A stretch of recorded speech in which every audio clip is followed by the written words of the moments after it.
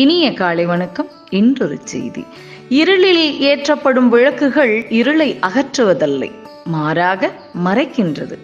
உனக்குள் உருவாகும் தோல்விகள் வெற்றியை தடுப்பதில்லை, தள்ளி வைக்கின்றன. தோல்விகள் உன்னை தொடர்ந்தாலும், உந்தன் தோள் மீது அமர்ந்தாலும் அவற்றை தோழனாக ஏற்றுக்கொள். உன்னுடைய தோல்வியில் இன்னொருவனின் வெற்றி ஒளிந்திருக்கிறது. உன்னுடைய வெற்றியில் மற்றொருவனின் தோல்வி மறைந்திருக்கிறது. தொடர்ந்து பெறப்படுகின்ற தோல்வி நல்ல அனுபவத்தை தருகிறது. தொடர்ந்து பெறப்படுகின்ற வெற்றியோ ஆணவத்தை தருகிறது.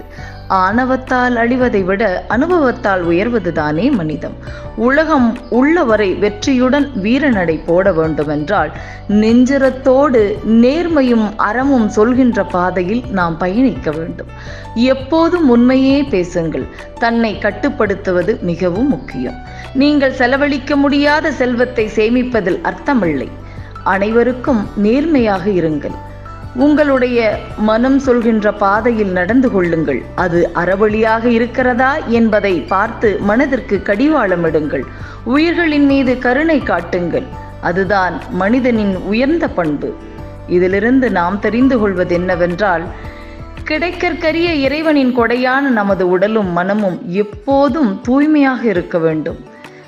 மனம் கெட்டுவிட்டால் சீர் செய்யவே இயலாது. உடலை கெடாமல் பாதுகாப்பதும் மனதை பேணி காப்பதும் நம்முடைய கடமை அல்லவா?